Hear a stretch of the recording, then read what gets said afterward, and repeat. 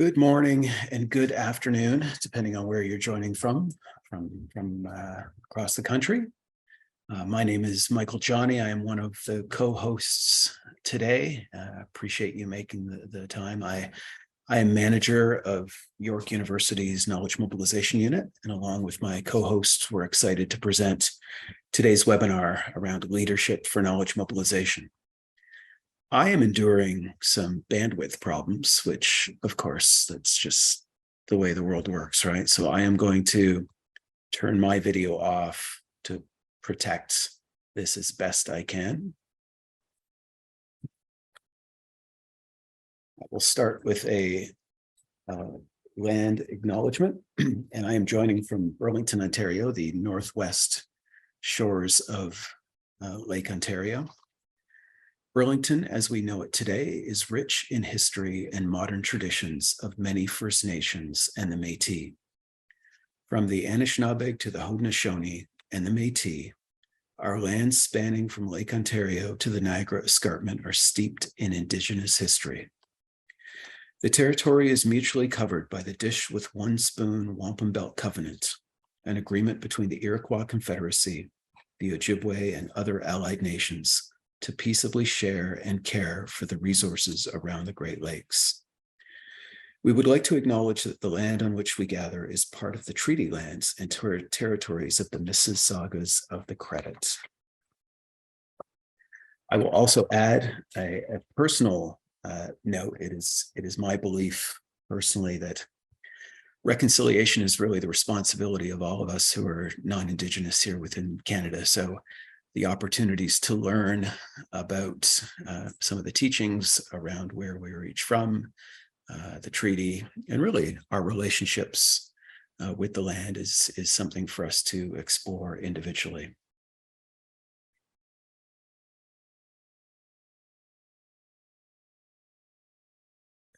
There we go. So the agenda is there for you to review, but please note that this hour is really going to be an overview. We are really going to be introducing this topic in as much depth as we can, given the time, really introducing a way of thinking, exploring the intersections of relationships, values, and leadership in knowledge mobilization. Before I jump into a couple other slides, I would invite my co-presenters to introduce themselves. Darren, I'll pass it over to you first.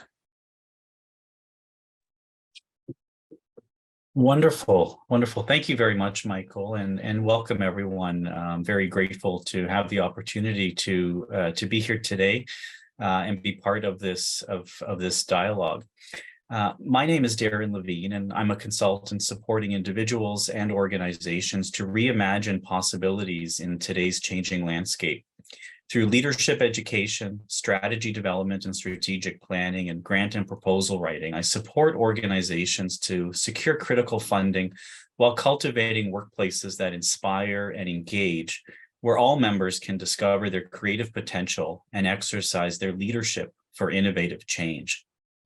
I'm also associate faculty in the School of Leadership at Royal Roads University. And over the past 25 years, I've held a variety of management roles across several sectors, including community and social services, government, and social innovation and research. And for many years, I led an innovation and research unit in a large government organization. And this work involved bridging research and practice through knowledge mobilization, an area of focus that continues through my work today. I hold a doctorate in education from the University of Toronto, a graduate certificate in values-based leadership from Royal Roads University, and a certificate in leadership for the 21st century from the Harvard Kennedy School. And I'm very grateful to be able to work with Stephan. And Laura, I'll turn it over to you to introduce yourself. Thanks, Darren. Good morning, everybody. Thank you so much for joining us this morning. Glad we can all be here today. So just taking a quick second to introduce myself. My name is Stephan. I work with Darren and a variety of organizations consulting for strategy development and research. I also work in marketing and communications. My background, I worked in the public sector for 14 years, leading communications and creative services teams, as well as in innovation and research, leading an innovation lab and staff to come forward and exercise their leadership in projects across the organization, as well as in social services in frontline program delivery for many years. I specialize in storytelling, leadership, and innovation to help organizations drive results and make meaningful change. My education background is in psychology. I studied my Bachelor of Arts in Psychology, and I have a Master's of Arts in Leadership, as well as a certificate in Public Relations, and I studied design thinking from the Harvard Extension School. So I'm really excited to be here today and to learn from our wonderful colleagues and everyone in the room here today, our virtual room. So thank you all for joining. And I'll pass it back to Michael. Thank you, Laura. Let me see if I can. So I'll figure it out. Here we go. All right. So I should say that Darren and I go back in a previous professional iteration. Darren was a senior policy leader for Durham region. We had opportunities to meet and interact, and he had expressed explicit interest in knowledge mobilization. So really, the conversation between Darren, Laura, and I was really an extension of some past shared interests. These conversations have really kind of gone on over time and have landed us here today. I'm going to spend a few minutes and provide a bit of an overview of knowledge mobilization, but I should really share a somewhat similar story, Darren and Laura's introduction. I started my career as a newly minted undergraduate in my hometown of Hamilton, Ontario, and I was coordinating an adult literacy program within the Indigenous Friendship Center. And being new to the role and understanding there was a lot of responsibility, but a lot of opportunity, I was very fortunate to have a field consultant from the Ministry of Education, a lovely Anishinaabe woman, came by and spent 2 days with me, going over all of my questions. It was one thing that she said at the very end that stuck with me, and our conversations between Darren, Laura, and I over the last couple of months really kind of galvanized how important this was for me. Because she told me, it's like, Michael, what you will accomplish is going to be dictated by how you do this work. Of course, I asked questions like, what do you mean? And she goes, no, that's something for you to explore. And I really took that as an opportunity to kind of go and learn, really driven by the 7 grandfather teachings of the Anishinaabe Nation, which really is probably more holistic in terms of a way to kind of live your life. But in the areas of knowledge mobilization, I think there's some really strong alignment. Values matter. Secondarily, with regard to knowledge mobilization, and I've been fortunate to work in this role for over 15 years, I'm always fascinated by, and this is not a model, what you're seeing on the screen, it's really just, a bit of a placeholder. So we're not promoting this as a model for knowledge mobilization, but I'm fascinated by the arrows. And I'm fascinated by the arrows because that's where knowledge mobilization professionals tend to reside. And I really believe that these arrows, and maybe this is a bit of a promotion for any kind of a 201 presentation down the road, but I really think it's the intersection of values, relationships, power, and purpose. What I should share, and I would be remiss if I didn't do that, is a working definition of knowledge mobilization. It's not an intuitive term, and there is a whole host of definitions out there. But the one that I'm starting to use, and this is from a national consultant who provided a lot of leadership in this field, is that knowledge mobilization takes the best of what we know and makes it useful to people in our community. It's that purposefulness which really kind of underpins this. So I'll close with a story because I'll be coming back to the presentation a little later on, and I'll refer back to this. But in my experience, one of the strongest stories of community campus collaboration was something that started in 2013 in the Jane Finch community. It's one of the priority neighborhoods in Toronto, really close to York University. There was a symposium that was led by community leaders, and it was well attended by a lot of York University senior administration. And what the symposium really did was take us collectively to task for the way in which we engaged in community-based research efforts. What these community leaders were doing was basically offering up a vision for how the university could collaborate with this community and essentially co-create models of community-based research that met the needs of the community, given the fact that there were some things that were lacking with that regard. A few years later, there was a strong dynamic working group that came forward that became the Jane Finch Community Research Partnership. This came together in 2016, and it's probably, I believe, one of the strongest legacy pieces of community campus collaboration, where they created a comprehensive principles document, a series of learning modules for folks that wanted to engage in research in the community. They created a dynamic governance structure, really, truly embedded in co-creation.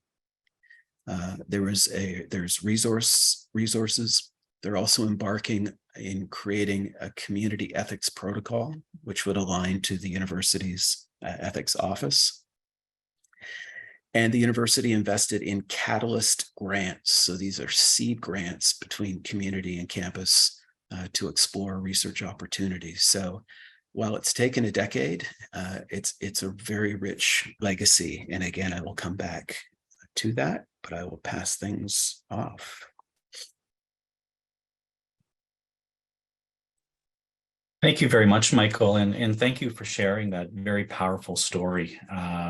So many examples of strong community-focused leadership in the story that you've shared. So thank you for sharing that.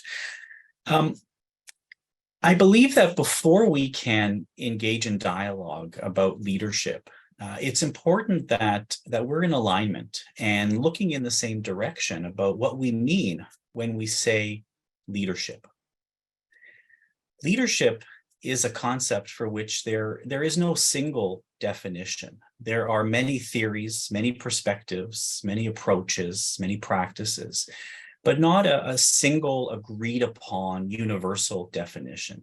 And this, like the image on the screen represents, this can push and pull us in many different directions. And each of us here today likely has a different idea of what it means to exercise leadership, what it means to lead. And I invite you, if you would like to share a few thoughts about what comes to mind for you when you hear the word leadership. What word comes to mind, for example, when you hear that term leadership? I also believe it's important to separate the concept of leadership from concepts such as management, positional authority, or job title, and think about leadership as influence. And through this lens, everyone can have a powerful influence, irrespective of position, job title, or where we might find ourselves within our organizational hierarchies. Everyone can exercise leadership as influence. And today's 21st century environment is sometimes described as VUCA, volatile, uncertain, complex, ambiguous, where there's constant, unpredictable change. And within this environment, some questions are starting to emerge about leadership. For example, how might we, through our leadership, become change makers, accepting the inevitability of change and tapping into and adapting to change as a potential source of creativity and innovation? How might we, for example, through our leadership, become a facilitator of engagement, getting everyone in our organizations involved in creating opportunities for all members to lead, to exercise their leadership within the scopes of their roles?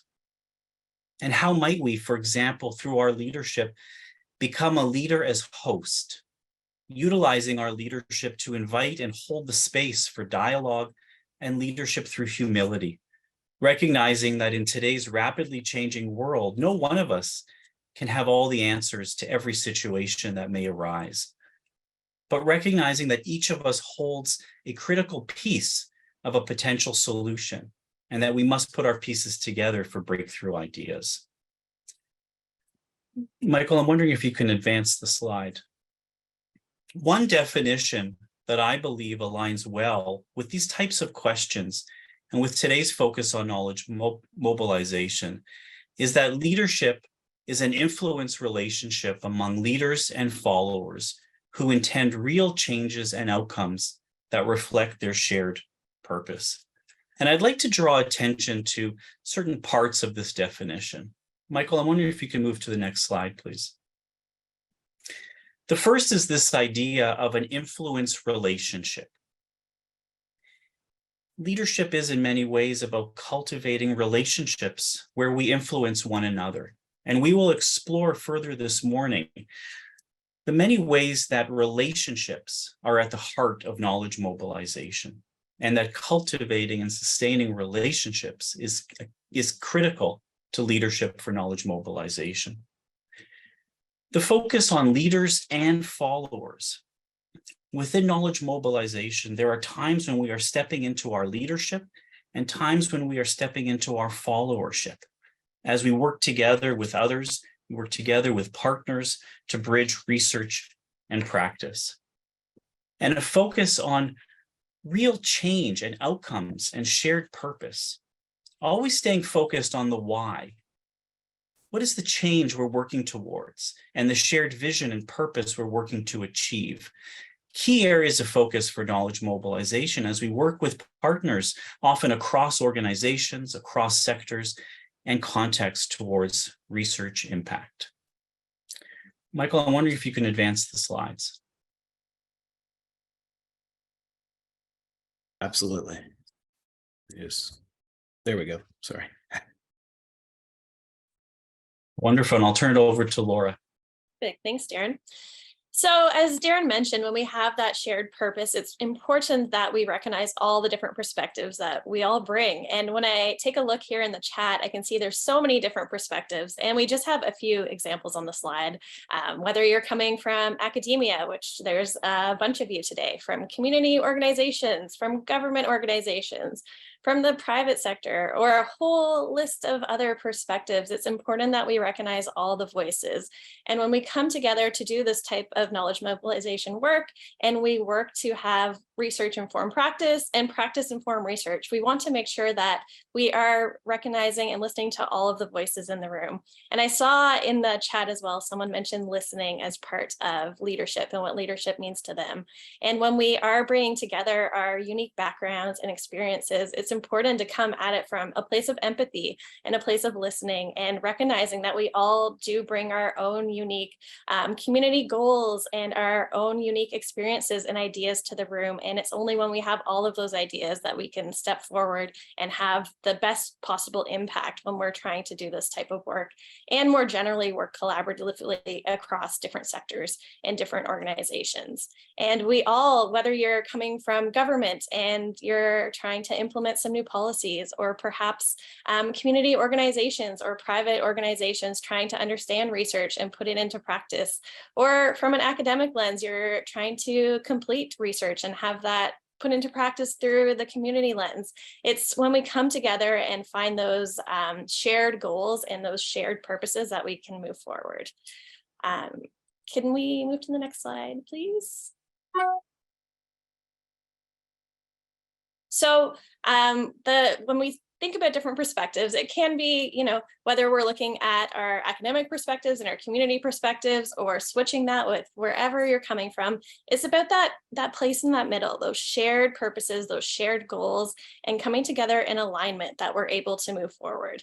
And every organization, every individual, you're going to have your unique goals and your unique experiences that are important, but finding that shared common purpose is what's going to drive those outcomes, and being in clear alignment and understanding that the impact that we're trying to have on our communities, having those shared problems, those shared ideas, those shared purposes to why we're doing what we're doing, that's when we can find that place of empathy and coming at it from the heart of what we're trying to do together in a space where everyone feels they can step forward, share their voices, and share their stories together, and being able to journey forward together in a place of coming forward with our own leadership values and goals, that we can recognize our perspectives and make the most impact.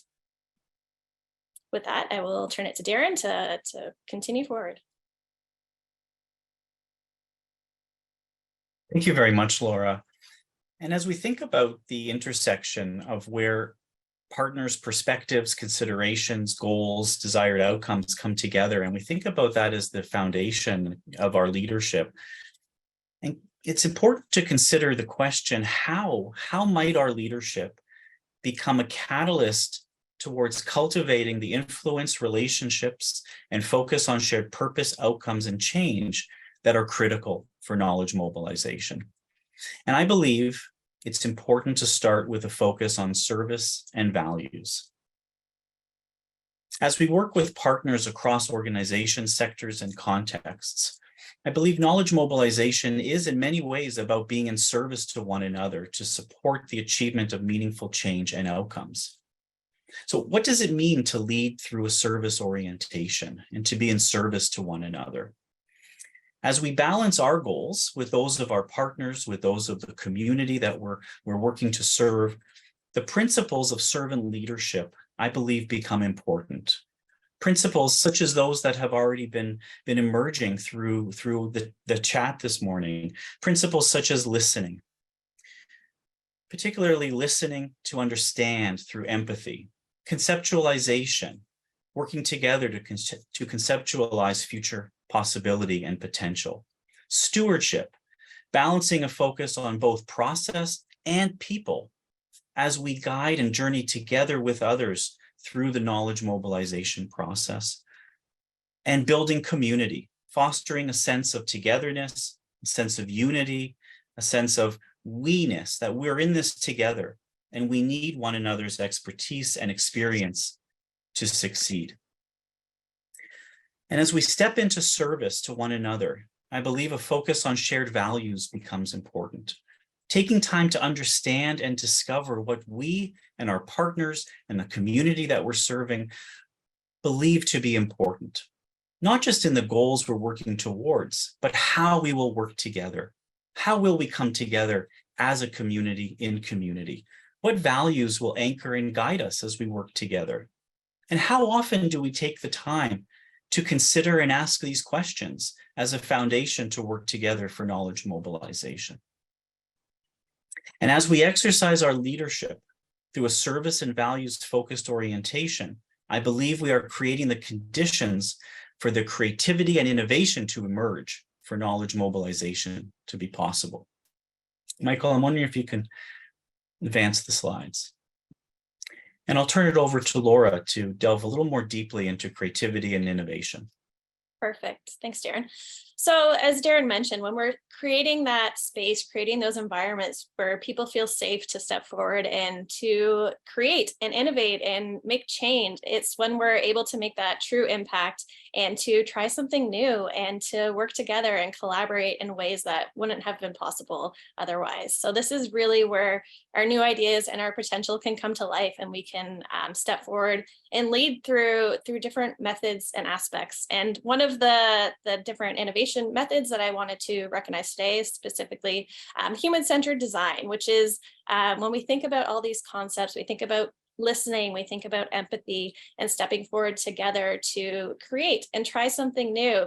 Human-centered design embodies so many of the mindsets that make that possible. Can we step forward to the next slide, please, Michael? So human-centered design, some of you may have heard of it, some of you may not have, some of you may be well versed, but essentially human-centered design is a process for creating new products, policies, programs, and essentially the end user is at the heart of the design. So it's really about understanding, coming from a place of empathy to understand what the heart of the problem is. So what really is driving the issues that we're seeing at the core of it. So it's about listening to the feedback from our end users. Our end users might be essentially whoever is going to be interacting with the challenge, the problem, the product that we're trying to create, and being open and allowing the feedback and their insights to drive the process. So associated with human-centered design, there's a whole slew of mindsets. I'll highlight a few of them. We can go into so much depth with all of them, but learning from failure is a really important one that I wanted to highlight. So learning from failure, it's about coming at the projects, coming at the problems from a place of experimentation, about stepping forward and trying something new and not being afraid to experiment. And when we talk about experimenting, it's about failing small and fast. So taking chances, having an idea, having a hypothesis and testing it and seeing what the outcome is and learning from those insights and making changes early to be able to get closer to the actual solution and get closer to learning and being open to understanding that feedback and testing those early, quick experiments that we can do. And ideally, we want to make those experiments quick and fast at the beginning. So when we eventually get to close to implementing or making the change that we're trying to make, that we know that we're as close as possible to having the best possible outcome and solution. I'm not going to dive too deeply into all of these, but essentially it's about trying and putting something on paper, making something tangible and trying it.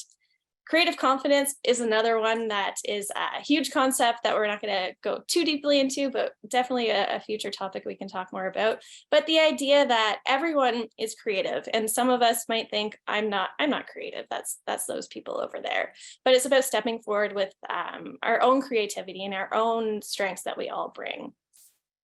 Empathy is an important one that we'll talk a little bit more about. So empathy, as has come up a few times here this morning, is really the key. And it's about having empathy for the people, both that we're designing for and from those different perspectives that we're working with, and being open to understanding the views and the ideas and what's important to those around us, and stepping outside of our comfort zone and getting to know new people and new scenarios outside of our day-to-day. We all get, so stuck in working with the same people, the same groups that we interact with, but it's about exposing ourselves to new people and to new experiences, allowing that feedback and allowing those stories that we hear and those ideas to be the catalyst to driving us forward. And as we've mentioned a few times too, truly listening to those perspectives. It can be really easy to jump forward and think that you have the solution, but taking a step back and allowing the voices to really drive the next steps. Optimism, stepping forward and trying to, again, from that place of openness and being positive and being open to the different ideas and believing that we can make a true impact. Embracing ambiguity is another one I want to highlight a little bit more. So this one can be challenging, but sometimes in these projects, these collaborations, whether we're doing knowledge mobilization or other innovation or creative projects, it can get messy. And sometimes it takes working with a whole slew of ideas, getting a little bit lost in order to be able to get to those outcomes and eventually get through the mess and to come together and to have a true impact. So often it's about being okay with not knowing exactly where we're going to land and being uncomfortable with the unknown, which can be difficult, but it's about sitting in that and being open to allowing the voices in the room to emerge and allowing the project to go in the direction it will based on those ideas and from that place of empathy, and giving ourselves, again, the permission to explore and the permission to resist the urge to jump in and answer those questions, and allowing just the right answer to reveal itself. So it can be challenging, but it's really where we need to be to get to those true insights. And on that note as well, iteration. So when we hear those pieces of feedback, we might hear something that we didn't expect, and being open to changing our path and to iteration and making quick, fast changes and learning from failure and having it build itself as we go. So essentially, when we talk about human-centered design, there's a whole bunch of tools and processes that we can dive into. But today, when we're talking about collaboration, it's really the mindsets and embracing that openness, embracing that empathy that will allow us to move forward together in a place that's going to allow our collaborative projects and our knowledge mobilization to be the most impactful in our day-to-day contexts. And with that, I will pass it back over to Darren. Thank you very much, Laura. And when we talk about innovation, innovation, as we know, more often than not, requires collaboration. And collaboration to truly be able to work together with others in a meaningful way that recognizes, draws on, and combines the unique expertise that each partner brings requires relationships and trust. And we know relationships and trust take time to cultivate. And so we believe the foundation for leadership for knowledge mobilization and a key focus of leadership for knowledge mobilization in today's post-pandemic landscape is about cultivating relationships. Michael, I'm wondering if you can move to the next slide. Because innovation rarely results from solitary geniuses having eureka moments. Instead, breakthrough ideas almost always arise from collaborative creativity. And so a question for us to consider is, how might we, through our leadership, invite and hold the space for collaborative creativity as a foundation for knowledge mobilization?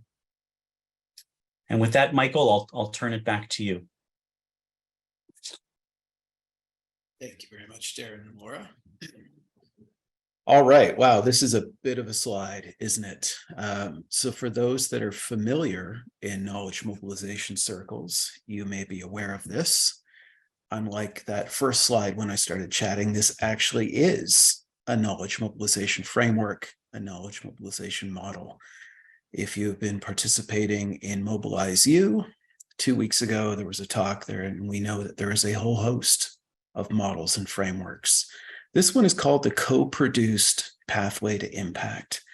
And I am sharing it because I believe what we'll be able to see is how the concepts that Laura and Darren shared can transpose themselves into practice. This model, loosely speaking, and I should say that if this is something you're interested in learning a little bit more about, the Research Impact Canada website, there is resources around this. There is a published paper. There is actually a webinar that just unpacks this in a little bit more detail. So I apologize because I am going to go a mile wide and an inch deep on this. But really, at a high level, this moves from left to right. There are 4 critical components in the co-production space around research, dissemination, uptake, implementation, and ultimately impact. I think the challenge around the way it's presented in 2 dimensions is that it looks far too linear. That is not its intent. It is actually a little bit more of a messy and iterative component. Lots of arrows, lots of arrows. So for us that are residing in knowledge mobilization spaces professionally, I think there are places for us to see each other here. But I think some of the areas of really strong alignment from what we've heard from today is that it is very much a deliberate and purposeful effort to connect the academic and non-academic community.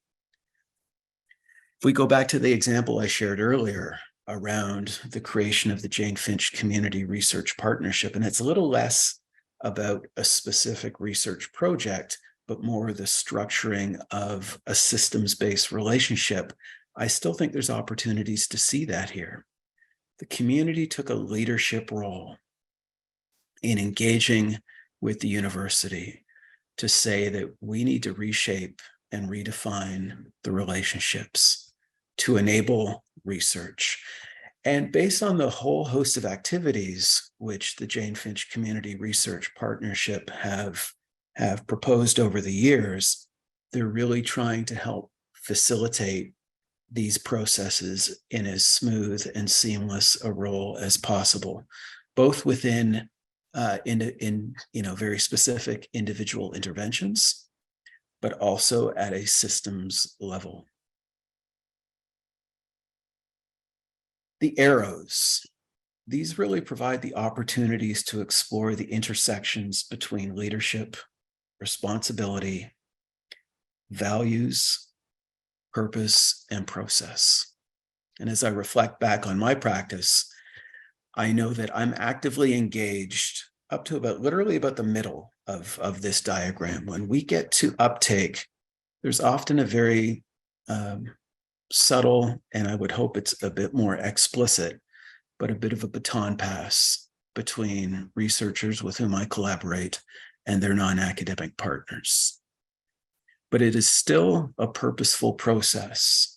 The real insight for me today is exploring my own leadership agency, the extent to which I have responsibility to help facilitate processes like this, but building up the leadership capacity across the team.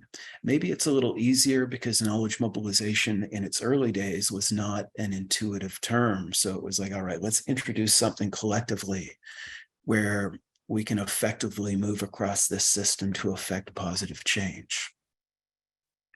But now that we're close to 15, 20 years into a culture of knowledge mobilization with regard to research funding and within the university culture, there's a little bit more of an understanding of this. I applaud our engaged scholars, not only at York, but I think across the country, because they've provided a lot of leadership in this area.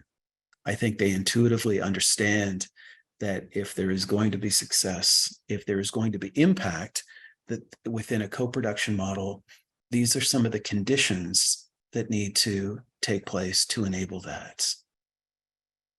They're deliberate in their planning. They try to build the capacity of engagement and leadership through a values-based approach to collaboration with their partners. Let's say for some folks that whether they're a new scholar or really, their engaged scholar journey is relatively new, I think there's opportunities for the institution and clearly in the field of knowledge mobilization to help build these skills. The things that Darren and Laura were talking about around listening and empathy and really the infusion of values-based approaches to collaboration are things that we can start to explore a little bit more internally to see to what extent do we facilitate this at a systems level.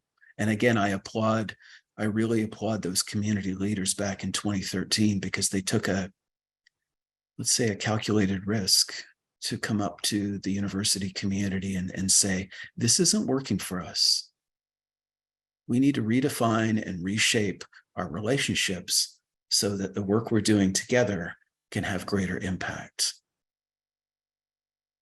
And I think the other thing to realize is that it takes some time. Listening to Darren and Laura today make me really realize that, when I go up to potential collaborators and they ask questions, and this is happening a lot less now, but it's like, hey, Michael, I've got a grant that's due in a couple weeks. Can you find some partners for me? That have a lot more confidence to say, I don't think that's realistic because I don't think it's fair. The partnership development process takes time. You need to be able to come together and come to a shared understanding. And that's really not the kind of thing that can happen in 2 weeks, not well and not effectively. And that's a generalization, but I think it's true. So, but I also think that people are starting to realize that now. There is a bit of a shift, and this is one of the positive things about the culture of knowledge mobilization is that there is an understanding around the way in which we need to collaborate. But for me, the eye-opener is that leadership lens. And the flip side to that is the responsibility. I like the fact that it's something that the academic community does not need to, in fact, they should not own. But this can be done collaboratively. Because make no mistake, there is certain degrees of expertise that reside outside the university that needs to be valued and appreciated and cultivated. And for us that work in knowledge mobilization, there are some responsibilities to help facilitate and enable that. Specific to the model itself, and I think one of its real strengths for teams that want to employ this as a methodology for a collaborative project is that the authors of this created a list of benefits, which essentially become indicators. And as you go across this cycle, here's the opportunity to say that, you know, whether or not it is being effective. The last thing I'll close. There is a purposefulness as to why impact takes place within that co-production partner space. And it's simply because academic researchers are coming in with a very specialized skill set. That is research, evaluation. They are not the ones that create public policy. It is their government partners. They're not the ones that are delivering human services. It's their community partners. And they're not the ones that are inventing the widgets or products. It's their industry partners. So that impact really needs to happen outside of the academic space. That's not to belittle academic impact. It's important. But I will say, and this is a personal opinion, it's really hard to differentiate academic impact from one institution to another. I mean, there are a lot of ultra superstar engaged scholars all across the country. Every university has some, and it's important to cultivate that next generation too. But if you really want to look at a longitudinal level, impact takes place at the level of the end user. So this framework, for me, has really helped to contextualize the experience and expertise that my co-presenters really shared today around the aspect of design, the aspect of values and skills, and that integration of leadership. And I think for us in knowledge mobilization, it is hopefully a little bit of a clearer interface. And with that comes its responsibilities and opportunities. So we've got just a little over 15 minutes left. And I'll share a little insight, because up to about a week and a half ago, we had our fingers crossed that we'd get about 15 or 20 people. It's like, oh, if we could get into 2 breakout rooms, that would be so cool. Well, you people are amazing. You also work just in time, but safe to say that we've got a rather large audience that makes breakout rooms a little bit more challenging. So we're going to step away from that. We'll open it up to questions, but I also think within the context of the chat room, there will be an opportunity to be able to really explore these questions and provide some responses. What we're also going to do down the road, because I know that as we get to the top of the hour, like we are going to stop at the top of the hour. I want to be very respectful of everybody's time. I would be remiss if I didn't say that we would love to follow up. We would love to learn your reflections and impressions of today, specifically whether or not you feel there's any opportunities for the now what. You know, where are some opportunities? Are there places and spaces that we should go and do a bit of a deeper dive, ideally with you, around these processes? But for now, I think what I will do, and this is more of a question for Darren and Laura, should I stop sharing, bring us all back together as one big group, allow for some questions, and if folks are feeling a little more shy, you can just add those in the chat room as well. Sounds Certainly. good. All Yeah. good? All Sounds right. wonderful. Fabulous. There we go. And I am going to take a massive chance on bandwidth. Back. Close the chat. And I think if anybody has any questions right now, we'll do the old school hands up, and we'll get to as many as we can. I will also try to keep an eye on the chat room, which I am apt to do anyway. Sierra, I see your hands up. Hi, I don't know, my camera's acting strange. Can you see me? No, but I can hear you crystal clear. Okay. So Government laptops do not like Zoom sometimes. Yeah, I just had a question. Like, I find the leadership lens like fascinating. I never thought of that before, but intersections between leadership and knowledge mobilization. And I was wondering if you could just, like you said it, but if you could just re-clarify how that co-produced pathways to impact model really allows you to see where leadership comes in, or what aspects of that model bring out the leadership side of knowledge mobilization? Yeah, certainly, Sierra. Thanks. I will try. Looking at it in a holistic way, there are certain components to it: the research, the dissemination, the uptake and implementation. And I think as that is mapped out collaboratively, I think there are simply opportunities to identify where the leadership, where the expertise resides, to map it out. For example, when I was, back in the day when I was, literacy coordinator, and if I was asked to participate in a research project, firstly, I would have been really scared, because my assumption is that you want me to go on this long walk, this deep dive with you. So my assumption was that I would have to be equitably involved in every step of the way. It doesn't have to be that way. If I built a strong enough relationship with the research team, I would have the trust to them to say, you take care of the research piece. The agenda is formulated around my needs. Here's the way in which I'd like to access the information. And then maybe down the road, I can take more of an active leadership role in facilitating its uptake and implementation. If I become really familiar with that content, then I can share it with colleagues across the province. And that's probably the best way for me, Sierra, to contextualize it. But it does need to be contextualized. It's definitely not one size fits all. And I think there's really the opportunity for folks to see their own unique leadership capacity across the spectrum. Thanks. That's super helpful. No problem. Thank you. Harley, I see your hand up. It's true. Thanks very much. Really a good session. Sorry, I was a few minutes late, so I missed the front end of it, but I think I picked up most of the thrust. A couple of comments. I'm teaching a course to senior honors students in sociology in term 2 of this coming academic year. It's going to be an applied research, social research course in collaboration with the United Way and 211 Saskatchewan.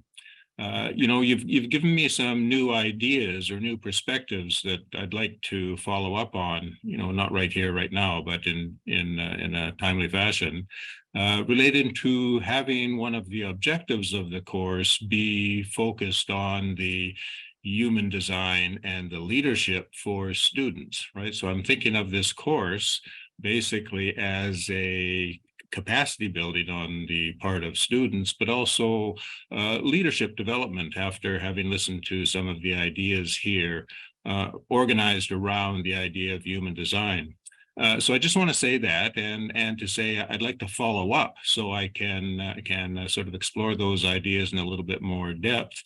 And finally, will the recording of this session be available? For example, could I use it in my classroom next January? So the recording, it is being recorded. We will advise all participants where it's going to live. Okay. Simply because we haven't figured it out yet. And I'd like to make a joke that you missed the beginning. That's when I was at my smartest, but no, thanks a lot. Well, I'll see it in recording. No worries. But we'll share our contact information, Harley, and you are more than welcome to reach out to us. I mean, I don't want to speak on behalf of my colleagues, but I personally I'm very comfortable with people utilizing this for whatever purpose. Of course, the usual rules is, acknowledgement as needed, but in the spirit of knowledge mobilization, use, share, acknowledge. Fantastic. Thank you. I'll look forward to hearing from you. Thank you. Any other questions? I don't see any other hands up, but I'm also not paying attention to the chat, which is, for me personally, that's tough. There's a few comments that have come up in the chat here. Maybe I'll read a couple of them out, and if anyone wants to expand or ask any questions. So we have a note from Karen. I love the co-produce pathway to impact model. I would love to know if you have any thoughts about assessing impact or evaluating the process for ongoing learning and to know how effective we have been in co-producing impact. Given the time it takes, the roles of different partners, and the fact that impact happens in partner space, it's sometimes tough to know if we're being effective. It's true. Yeah. I mean, I wish I had a more salient answer, but it is challenging. I saw an earlier comment too, where at the end of the day, somebody needs to steer the ship for a while. In my role, I tend to play that space until I feel that there's a high degree of comfort and confidence that the group can take care of it themselves. And, but that's the context of my role. I think within a governance model, a small nimble group can take some time and do a bit of a pulse check. How is this working for everybody? Are there things that we need to, is everything going well? Taking the time to develop strong relationships allows for strong and clear communication, which hopefully will help to make sure that there aren't large bumps in the road, but maybe smaller bumps. I've certainly been a part of some project teams where it's required a really honest conversation about how it's working for everybody. And that's probably no different than almost every relationship out there. So, but it's making the time for that. I acknowledge that this can be a bit of a cumbersome model in terms of time and such, but when it works well, it works really, really well. Yeah, Michael. Oh, sorry. Go ahead, Laura. No, I was just reading their comments, so go for it.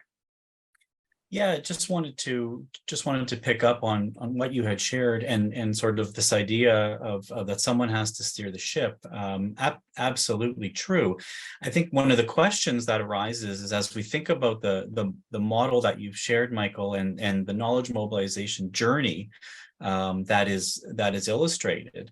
I think a question that comes to mind is thinking about how might we journey together through this model, and who might take a lead role at each component as we journey through each component. And so I think there's an opportunity for shared leadership type of approach that draws on and harnesses the unique areas of expertise and experience that members of the partnership bring to that partnership. And so I think in some ways it's about reframing what is my role as I journey together with others through this model, and how might we adopt a shared leadership model or approach, or elements of a shared leadership approach as we journey together, and asking ourselves when might be the ideal opportunity, or when might it be of most value for me to step forward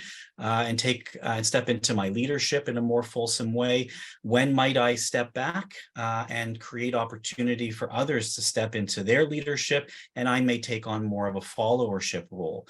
And so I think that dance of leadership, when to step forward, when to journey alongside, when to step back, I think that's an ongoing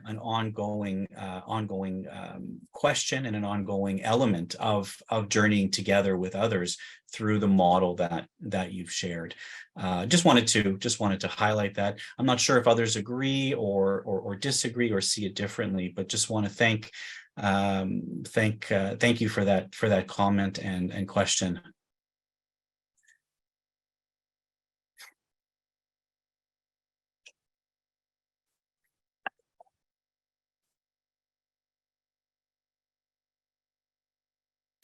Anything else?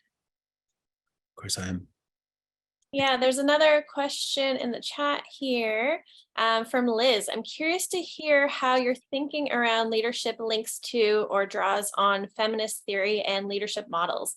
The practices of power sharing, turn taking, collaborative decision making, etc., all seem to draw on or at least align with a lot of established feminist work.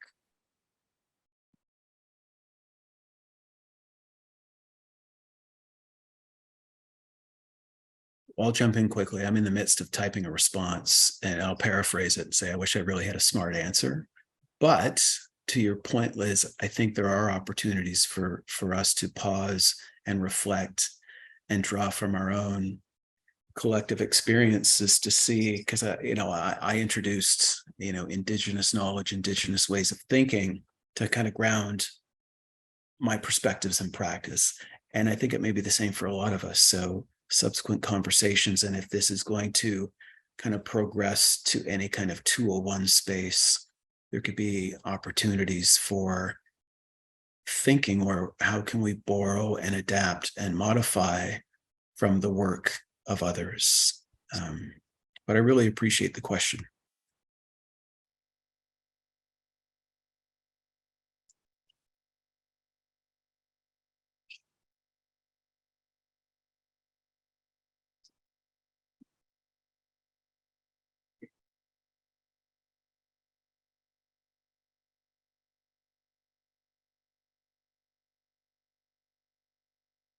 We're getting close to the top of the hour. Anything else, gang? There are a couple other, I'm just trying to catch up on all the comments here. Kayla, I like this model and wonder if there are any evaluative frameworks built into it to determine how well a partnership is moving through the impact pathway, or identify gaps where gaps are occurring in solutions. In my work, it's the split between dissemination push and a new body starting the uptake or implementation pull where the break occurs.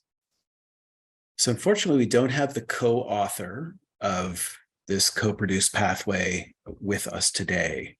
But I can find that out if you wanted to write to me, and maybe Darren and Laura, what we can do is put our email addresses in the chat. And if folks wanted to follow up with us specifically, although we might be able to share the slides with everybody too.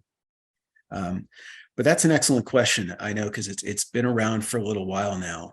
And I don't know if they've ventured deeply into the evaluative space. I know they're starting to think about it. Yeah, that's a fabulous non-answer answer, but safe to say, if there is anything, I can get that information to you.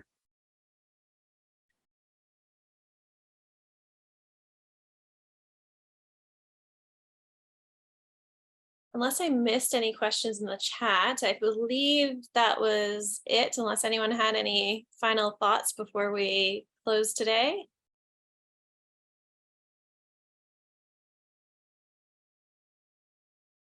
Well, on behalf of Laura and Darren and myself, a big thank you for everybody for making the time early in the summer to join us for this hour. We will get a very light evaluation off to you.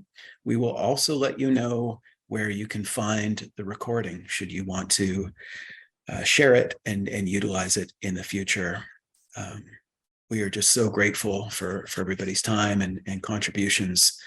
Wishing everybody all the best for a safe and relaxing summer. Thank you so much. Thanks, everybody.